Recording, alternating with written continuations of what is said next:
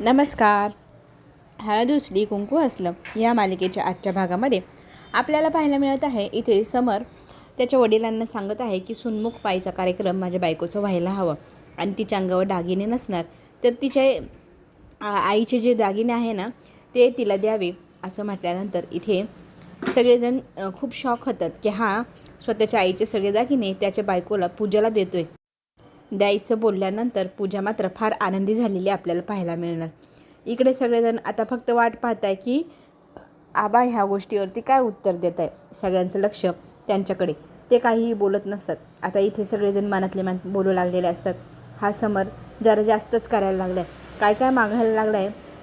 हा या घराचा वारस म्हणून जास्तच वडिलांकडनं गोष्टी मागू लागला आहे. पण आता हे देतील का हा प्रश्नही आता सगळ्यांना पडला आहे. आढळराव काय निर्णय घेत आहे.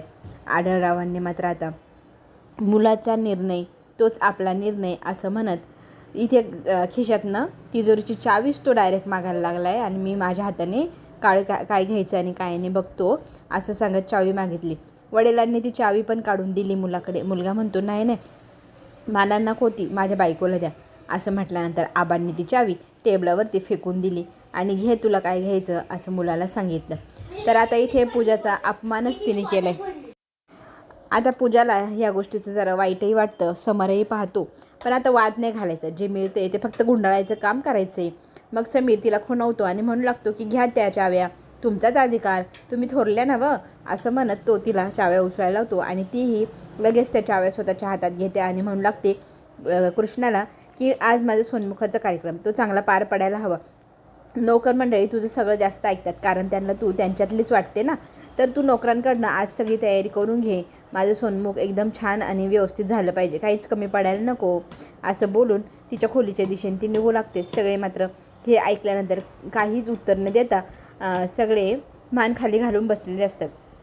आता इकडे आपल्या मोठ्यापणा मनाचा दाखवत आपली कृष्णा म्हणू लागते की आबा तुम्ही काहीच काळजी करू नका, ह्या कार्यक्रमात कसलीच कमी बी पडू देणार नाही. स्वतः जातीने लक्ष देऊन सगळा कार्यक्रम व्यवस्थित पार पाडूया आपण आणि जंगी असं सुनमुखाचा कार्यक्रम होईल असं मीच सगळं बघते. तरी ते आबा तिला डोळ्याने खुणवतात की खरंच तू खूप समजदार आहे, तू आहे तर मला कशाची चिंता नाही आणि तू व्यवस्थित सगळं पारच पाडणार. आता आपल्याला हे पाहायला मिळेल की भक्ती ही रात्रभर ओट्यावरती थंडीतच बसलेली होती. तिला तिथे झोप लागली. तिच्या तोंडावरती आता तिची आई ग्लासभर पाणी शिंपडते आणि तिला उठवते आणि म्हणू लागते उठा, सकाळ झाली, महाराणीसारख्यात पसरल्यात तुम्ही, तुला तर मी रस्त्यावर फेकले तर तू रस्त्यावर पण अशीच झोपशील का गं.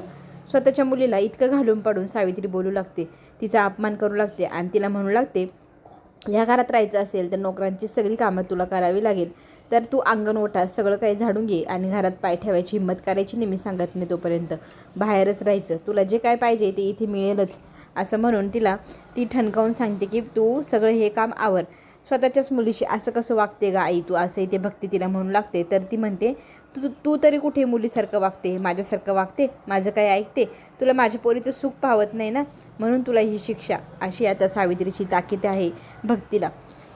इकडे आपली कृष्णा एकदम मनापासून घराची साफसफाई करते, सगळं काही जातीने स्वतः स्वच्छ करून घेते, सगळे कामं पण करू लागलेली आहे. आणि इथे सोफा साफ करायचा असतो, झाडाचा असतो, झटकायचा असतो, तर इथे दलपतला आणि मैनावतीला ती म्हणू लागते की तुम्ही जरा उठता का, इथे साफसफाई करून घेऊ द्या आम्हाला. तर ती म्हणते उठावंच लागेल. मग म्हणते हो ना, सगळं काम आवरायची आहे तर तुम्ही थोडा वेळ दुसऱ्या रूममध्ये जाता का. ह्या गोष्टीचा खरं तर मैनावतीला राग येतो. मैनावती दलपतला म्हणू लागते की ह्या मुलीचा ना चांगलाच पाणउतारा करायला हवा, आपल्याला तर संधी पण मिळाली, थांबा मी तिला अपमानित करतेच जराशी असं म्हणून दलपतही म्हणतो हो करा करा बिंदास. आता ते इथे कृष्णाला म्हणू लागते की काय बाई तू तर तुझ्या बहिणीचं खरंच मनापासून सगळं करते, राब राबते, तिला तुझं अजिबात कौतुक नाही. आधी पण ती तुला नोकरासारखीच समजायची आणि आता तर इथे तुझ्या डोक्यावर मिऱ्याच वाटायला आले, तुला नोकरासारखंच समजायला लागले ना. तरी ते कृष्णा म्हणू लागते की कुणाचं मी काही लक्ष देत नाही, मी खरं तर माझ्या घरासाठी, माझ्या या संसारासाठी सगळं करते, आबांची इच्छा आहे, आबांचं घर आहे, आबांच्या इच्छेखातर मी हे सगळं करते, ह्या घराचे रीतिरिवाज सगळं काही व्यवस्थित पार पडायला हवं, कोणासमोर शोभा नको व्हायला, असं म्हणून टोक उत्तर असा आता मैनावतीला इथे कृष्णाने दिले आणि त्यांना अवॉइड करू लागते. मग कृष्णा हे मात्र मैनाला अजूनच जास्त ठसतं की मी इतकं बोलले तर तिने वाईट न वाटून घेता उलटून मलाच उत्तरं दिली. तर आता इथे कृष्णा मला काम आहे मी चालले हां असं म्हणून ती तिथून निघून जाते. इकडे सावित्री सकाळी सकाळी मस्त राजेशाही थाटात चहापाणी करत बसलेली असते आणि त्याच वेळेला तिचा फोन वाजतो आणि आपल्या लाडक्या पूजूने फोन केला आहे म्हटल्यावर लगेच पटकन उचलून कौतुकाने बोलू लागते पूजासोबत. आणि पूजा मग तिला सांगू लागते की आई तुला सांगू का आज काय झालं इकडे. तर ती सांगते म्हण सांग ना. तर मग ती सांगू लागते मी आज काय काय तीर मारली. अगदी सोनमुख पाहायचा कार्यक्रम करायचा ठरवला आहे आणि मनासारखं मी सगळं काही करून पण घेत आहे. अजून काय करते असं सावित्री सगळं विचारू लागते. तर ती सगळ्या गोष्टी सांगू लागते की बघ ना मी आता इथे थाटामाटाने माझं सोनमुख करून घेणार आणि मला घराची आता तिजोरीची चावी मिळाली आहे. बापरे तिजोरीची चावी मिळाली म्हटल्यावर सावित्रीला तर इतका आनंद झाला आहे. इतकी मजल तू गाठली म्हणजे तू घरात आता सगळं काय मिळवणारच. तुझं हे सुख मला खरंच खूप भारी वाटतं आहे ऐकूनसुद्धा. तर इथे ती म्हणू लागते की आज ना खूप छान तमाशा होणार आहे कृष्णाच्या बाबतीत. कृष्णाचा होणारा अपमान सगळं काही पाहायला तू इथे असायला हवी गं. तर मी तुला सोनमुखासाठी इथे बोलवते. तर तू नक्की ये बरं का सोनमुखाला. पण येताना ना जरासे चांगले कपडे घालून ये. कसं मी इथे मालकीने थोरली सून आहे तिला शोभेल साजेशी अशी तरी साडी तू घालून ये. म्हणजे कसं आई म्हणून शोभली पाहिजेस तू. खरं तर अपमानच केला सावित्रीचा पण सावित्रीला ते कळेनासच झालं आहे अजून तरी. आता आपल्याला समोरचे काही प्रताप पाहायला मिळतील बरं. बापाजवळ जाऊन तो बसतो आणि बापाशी बोलू लागतो की खरंच आबा तुम्ही माझं लग्न स्वीकारलं माझ्या पूजाला स्वीकारलं ह्या गोष्टीने मला खरंच खूप बरं वाटलं आहे आणि तुम्ही आमचं एवढं कौतुक करते ह्या गोष्टीचं पण मला फार कौतुक वाटते. तर इथे आबा म्हणतात मग व्हायलाच हवं. खरं तर तुमची आई गेल्यानंतर तुमचं जंगी लग्न व्हायला हवं होतं गावपंगत व्हायला हवी होती सगळे काही पंचोपचार व्हायला हवे होते. पण काय तुम्ही अचानक लग्न करून आलात आणि आम्हाला धक्काच दिला. बरं झालं ते झालं पण आता इथून पुढची सगळ्या गोष्टी रीतिरिवाजाने आपण पार पाडूया. तर इथे रीतिरिवाजाचा विषय निघालाच आहे. तर इथे अजून तुमचा सत्यनारायण आणि देवकार्य व्हायचे देवदर्शन व्हायचे जागरण गोंधळ व्हायचं आहे तेव्हा तुम्ही पथ्य वगैरे पाळावेच हो की नाही. बरं आता इथे आणखी काही गोष्टी समरला बोलायच्या आहेत. तर समर आबांच्या जवळ जाऊन एकदम प्रेमाने म्हणू लागतो की आबा मला फार भारी वाटलं तुम्ही आमचा स्वीकार केला. आमच्यासाठी तुम्ही सगळे नियम बाजूला ठेवले आणि तुम्ही मनापासून पूजाला स्वीकारलं ह्या गोष्टीचं पण मला फार कौतुक वाटतं आहे असं इथे म्हणू लागतो समर. तर इथे आबा म्हणतात तसं काही नाही. तर इथे ते म्हणतात की खरं तर तुझ्या आई असते आणि हे सगळे कौतुक तिच्यासमोर झाले असते ना आणि त्यात तू जर वेळ दिला असता तर अजूनच जंगी सगळं केलं असतं. पण जितका वेळ मिळाला आहे तितक्यात आम्ही सगळं काही चांगलं करण्याचाच प्रयत्न करू. आणि स्वतः कृष्णा हे सगळं करण्यात इतकी हुशारी दाखवते. कृष्णाच्या समजदारपणामुळे हे सगळे कार्यक्रम व्यवस्थितच पार पडतील यात काही शंकाच नाही. आता इथे कृष्णाचं कौतुक होऊ लागले तर समरला काही सहन होईना. समर लगेच इकडच्या तिकडच्या दुसऱ्या गप्पा काढून लगेच विषयांतर करून जाऊ लागतो. तर इथे पुन्हा एकदा आठवण करून आढळराव समरला म्हणू लागतात की मी जे काही सांगितले ते लक्षात राहू द्या. सत्यनारायण आणि जागरण गोंधळ व्यवस्थित झाला पाहिजे. गावासमोर कुठलाही तमाशा तुम्ही करू नये असंही आम्हाला वाटतं. तर इथे समर बघू असं म्हणून निघून जातो. आता काय बघणार आहे ते आपल्याला तर पुढे पाहायलाच मिळणार आहे. इकडं मात्र स्वतः जातीने लक्ष देत कृष्णा सगळी धावपळ करते. काय काय वाण सामान लागते काय नाही सगळं काही आणायला ती माधवला पाठवते. स्वतः स्वयंपाकघरात राबून स्वयंपाकाची घाई गडबड करते. आता स्वतः इथे इतकी मेहनत करते कृष्णा कारण घरचं सोनमुखाचा कार्यक्रम कसलीही कमी पडायला नको. काहीही कमी राहिलं तर आपलं नाव बदनाम नको व्हायला. रानगडे पाटील घराण्याचं नाव अख्ख्या गावासमोर राखायचं आहे आपल्याला. ह्या गोष्टीची पण तिच्यावरती जबाबदारी आलेली आहे. त्याच्यामुळे ती स्वतः एकदम मेहनतीने सगळं करते. अजून दुष्यंत आला नाही का नाही आला आहे म्हणून त्याचा चौकशी करते. तर तितक्यात दुष्यंत येतो आणि दुष्यंत म्हणू लागतो काय एवढी धावपळ करते. तर ती म्हणते अहो आपल्याकडे कार्यक्रम आहे की नाही मी तुम्हाला खवा आणायला पाठवला किती वेळ लावला तुम्ही मला अजून गुलाबजाम बनवायचे. तर तू हे सगळं का करते. तर इथे काहीतरी गोडाधोडाचा असावा कार्यक्रमात खायला. सोनमुखाचा कार्यक्रम व्यवस्थित पार पडला पाहिजे असंही म्हणत असते आणि म्हणते की मला 2 तास खूप काम आहे तर मला अजिबात डिस्टर्ब वगैरे करायचं नाही बरं का. मला सगळं काही अजून आवरायचं आहे वगैरे. तर दुष्यंत म्हणू लागतो तुझ्या व्यक्तीसाठी एवढं सगळं करते त्या व्यक्तीला तुझ्याबद्दल काहीच वाटत नाही. तिला नाव न उपकार पण तुला सांगण्यात आता काही अर्थ नाही. डोकं आपटून मी जाम झालो आहे पण तू तुझं काही सुधारणं नाव घेत नाही. सगळ्यांच्या पुढं करू राहिली, माझ्या मनाच्या विरोधामध्ये जाती तू, या माझ्या मनाचाही तू विचार करत नाही, असं म्हणून दुष्यंत निघून जातो. आता पूजा मात्र हावऱ्यासारखी सगळ्या दागिन्यांची किंमत काढू लागली आहे. सगळे दागिने जणू काही पहिल्यांदा काहीतरी एकदम वेगळी गोष्ट पाहिली असे डोळे फाडून पाहत असते. आणि ह्या दागिन्याची किंमत किती, त्या दागिन्याची किंमत कशी, असा अंदाज बांधू लागते. तर इथे समर म्हणतो, पूजू डार्लिंग, हे सगळे दागिने 50 लाखाच्या वर असतील गं, तू 50 लाखच काय म्हणते. या सगळ्या दागिन्यांना खानदानी दागिने म्हणतात. आणि हे दागिने फार जुने, तर इतके अस्सल आहे ते, त्यांची किंमतसुद्धा तशीच आहे. तर इथे ह्या दोघांची चर्चा चालू असताना इथे कृष्णाच्या विषयी बोलण्यासाठी दुष्यंत येतो. तर पूजा त्याला म्हणू लागते, कशाला आला आमच्या खोलीत. समर पण म्हणतो, तुझं काय काम इथे.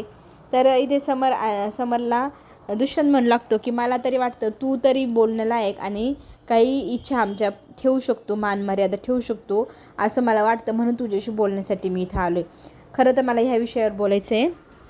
इतका उर्मटपणे हा समर आणि पूजा दुष्यंतशी बोलत असतात. मात्र आता इथे संयमाने दुष्यंत त्यांना म्हणू लागतो की मी तुमच्याशी व्यवस्थित बोलायला आलो आहे, तर तुम्ही पण माझ्याशी नीटच बोला आणि माझ्याशी नीटच वागा. आणि मला खरं तर पूजा तुझ्याशी अजिबातच काय बोलायचं नाही. पूजा मात्र म्हणू लागते की तू काय वकिली करायला आला आहे तुझ्या बायकोची.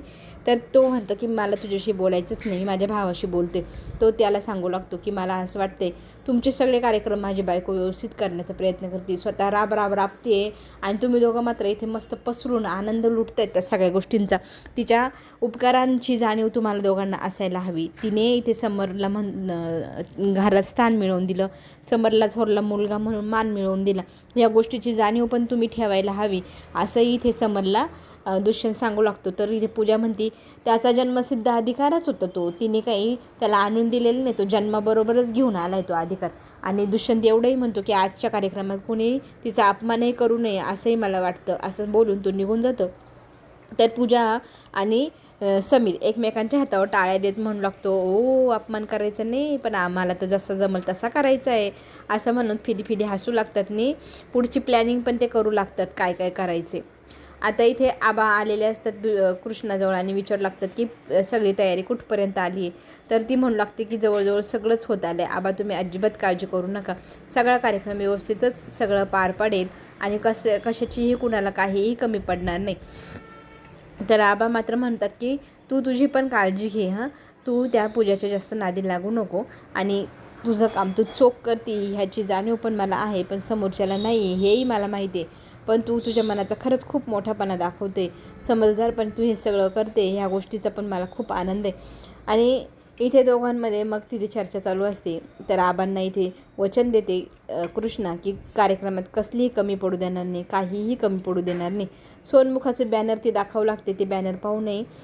इथे आबा म्हणतात छान बनवली तयारी, तर तू जंगीच केली आहे बुवा, असं म्हणत कौतुकही करत असतात कृष्णाचं. आता हे बॅनर कुठे लावायचं असा विषय चालू असतो. तर आबा म्हणत असतात की इथे लावायचं का घरात. तर इथे कृष्णा म्हणते नाही, मला ते असं वाटतं सगळेजण बाहेर नेतील तर त्यांना ते बाहेर दिसायला हवं, तर आपण ते बाहेरच नेऊन लावूया. तर दाराच्या अंगणाच्या जवळच असं ते बॅनर लावलेलं असतं. जणू एंट्री केल्यानंतर गेटमधनं सगळ्यात पहिले ह्या दोघांचं पोस्टर दिसेल, सुन्मुख पाहायचा कार्यक्रम समारंभ असं म्हणून तिथे छान असं हेडलाईन दिलेलं असतं. आणि ते कुठे कुठे लावायचं, कसं ठेवायचं, सगळं काही इथे कृष्णा सांगत असते. तितक्यात कुकरची शिट्टी वाजू लागते.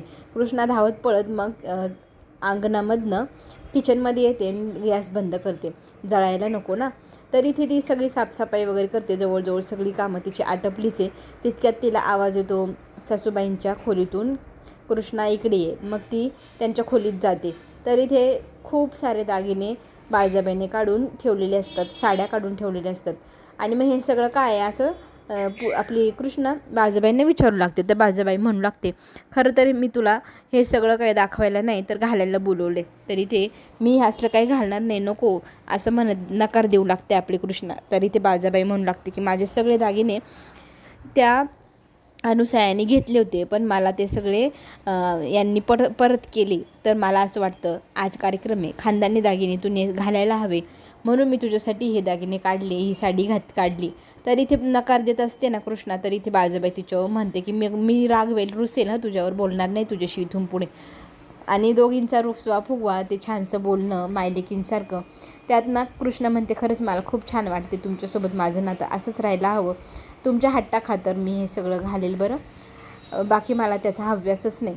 तर सावित्री जेव्हा घरी येते तर पूजाच्या खोलीमध्ये जाऊन ती पाहते, तर पूजा इतकी सुंदर, इतकी महाराणीसारखी, इतकी नटलेली थटलेली, भरगच्च दागिन्यांनी भरलेली अशी दिसते. तर पूजाला बघून इतकं कौतुक वाटतं ना तिच्या आईला. तर इथे तिची आई तिचं कोड कौतुक करताना, तिची दृष्ट काढताना म्हणू लागते की माझ्या पूजेला कुणाची नजर नको लागायला. तर ती पूजाला म्हणू लागते की खरंच भारी वाटते मला तुला ह्या अशा रूपात पाहून. तर इथे मी रिच झाली आहे, मी श्रीमंत झाली आहे असं म्हणत पूजा कौतुक करत असते. तर तिची आई तिला म्हणते की बाळा, तू माझ्यासोबत एक फोटो काढ ना आपल्या दोघींचा, आपण दोघी आज किती सुंदर दिसतोय. तर पूजा म्हणते, तू आणि सुंदर कोणत्या अँगलनी? तर ती म्हणते, मग माझ्या काय तोंडाला सुरकुते आले की माझ्या अंगाला माखले काही? तर इथे पूजा म्हणू लागते की मला नाही वाटत तू माझी आई आहे, कारण मी किती सुंदर, किती रिच आहे, आणि तू बघ कशी आबाळी गबळी, मला तर त्या कृष्णासारखीच दिसायला लागलीस तू, नोकरांसारखी. असा अपमान ती स्वतःच्याच आईचा इथे करते. आता इथे बाळजाबाई हट्टाने सांगत असते की ही साडी तू नेस आणि एवढे दागिने घाल, कारण गावातले लोक येणार, ते तुलाही पाहणार, तुझ्याही अंगावर दागिने असायला हवे, खानदानी दागिने आहे, माझा हट्ट आहे, जर मी जर चिडले तर तुझ्याशी बोलणारच नाही. असं रुसल्यानंतर आता इथे कृष्णा तयार होते आणि जसं सांगाल तसं करल. बाकी इथे कौतुक करताना कृष्णाचं बाळजाबाई म्हणू लागते की तू खरंच खूप हुशारीने सगळं सावरते, सगळं घर तू सांभाळलेस, या गोष्टीचं कौतुकही मला आहेच. फक्त आता तुझी पण काही इच्छा आहे, ज्या काही स्वप्न आहे ते पण पूर्ण व्हायला हवे, आणि हे दागदागिन्यांची हौस तुला नाही आहे मला माहिती आहे, पण तू आज हे सगळं घालायचं आहे. तर आता इथे कोणती साडी घालायची म्हणून सिलेक्शन कृष्णा करत असते. तर आईसोबत सेल्फी काढायला नकार दिल्यामुळे आणि त्यात इतका फटकळपणे बोलल्यामुळे सावित्रीला जरा वाईटच वाटतं. पण सावित्री मग चिडल्यानंतर तिच्या मुलीला म्हणते की तू माझी आणि त्या कृष्णाची अशी बराबरी करायची नाही, ती कप्पाळ करंटी पांढऱ्या पायाची, सगळ्यांना गिळणारी आहे, मी तिच्यासारखी नाही हं, असं म्हणत ती पूजाला उद्धटपणे बोलू लागते. खरं तर अशी मुलगी जन्माला घातली ह्या बाईने, जिला अजिबातच वळण नाही कुणाला काय म्हणावं, स्वतःच्या आईलासुद्धा काही बाई बोलते, बापरे. तर आता इकडे कृष्णाला शोधत शोधत दुष्यंत आलेला असतो बाळजाबाईच्या खोलीबाहेर, आणि मग दरवाजा ठोठावून विचारतो की कृष्णा, तू या खोलीत आहेस का? तर ती म्हणते, हो आहे, या ना आत. तर तो आत यायलाच तयार नसतो. बाळजाबाई पण म्हणते, येणार आहे, तुझी बायको कशी दिसते बघायला. तर आता इथे कृष्णाने हट्ट केल्यानंतर मग दुष्यंत त्या खोलीच्या आत जायला तयार होतो, आणि आत गेल्यानंतर तो पाहतो तर काय, आपली बायको इतकी सुंदर तयार झाली. मग इथे बाळजाबाई म्हणू लागते की बघा तुमची बायको कशी दिसते. बाळजाबाईंनी दिलेली दागिने आणि बाळजाबाईंची साडी आहे ते पाहिल्यानंतर दुष्यंत म्हणतो की ठीक, छान दिसतंय. आणि खरं तर त्याला राग येतो की बाळजाबाईची साडी आणि दागिने घालायची काहीच गरज नव्हती तुला, पण बाळजाबाईंनी हट्ट केला आहे म्हणून तिने घातलं आहे असंही ती सांगते. मग तो तिला म्हणतो की बरं, तुमचा आवरला असेल तर रागारागानेच बोलतो बाळजाबाईकडे पाहून, या बाहेर, सगळेजण खोळंबतील बाहेर. तर इथे ती कोडकौतुक स्वतःचं करून घेत असते. हे पाहिल्यानंतर दुष्यंत फार चिडतो की ह्या बाळजाबाईच्या सोबत राहून राहून तू पण ना तिच्यासारखीच वागायला लागली. बाळजाबाईला जरा वाईट वाटतं. मग तिची समजूत इथे कृष्णा काढते की एक ना एक दिवस दुष्यंतच्या मनातली जी काही आडी आहे, जे काही आहे ना, ते नक्की जाईल आणि ते तुमच्याशी नक्की खूप चांगले वागतील. मला तरी त्याच्यावर विश्वास आहे, मी तुमच्यासोबत आहे असं म्हणत सासूला ती सांगते की रडू नका, डोळे पुसा, आणि आपल्याला आता जो कार्यक्रम तो व्यवस्थित पार पाडायचा आहे. तर इथे कृष्णाने सांगितल्याप्रमाणे बाळजाबाई स्वतःचे अश्रू पुसते आणि तू जसं म्हणाल तसंच करूया, नक्कीच त्याचं मन एक ना एक दिवस बदलेल, ह्या गोष्टीची आशा तिने ठेवलेली आहे. पुढील भागामध्ये एकदम जबरदस्त असा ट्विस्ट पाहायला मिळणार. खरं तर पूजाने नेहमीप्रमाणे दंगा केलाच, जो पाणउतारा करायचा तो सगळ्यांसमोर केलेलाच असतो कृष्णाचा, आणि म्हणू लागते की तू ह्या घरची थोरली नाही तर धाकटी आहेस, ती पण सावत्र, सक्कीसुद्धा नाही तू माझी जाव. तर हे सगळे जे खानदानी दागिने तू घातले आहे ना, त्याच्यावर सगळ्यात पहिला अधिकार माझा आहे. ही थोरला मुलगा माझा नवरा आहे आणि मी थोरली सून आहे, तर हे दागिने सगळे मला तू काढून दे. आता इथे सगळ्यांसमोर तमाशा नको म्हणून कृष्णाने स्वतःचे सगळे दागिने काढले आणि ते पूजाच्या हवाले केले. पूजा मात्र आता दोन काय म्हणते हात वरच गेली आकाशात. चला तर मग पुढे जो ट्विस्ट येणार आहे तो पाहण्यासाठी आपण सगळेजण तयार आहोतच. आता सरपंच पदाचा राजीनामाही ही देणार आहे त्या पूजाच्या खातीर. हे सगळं दुष्यंत घडू देईल का? तर काय याच्यातनं दोघांमध्ये वाद होणार आणि दोघंजण वेगळे होणार, पुढे पाहूयाच.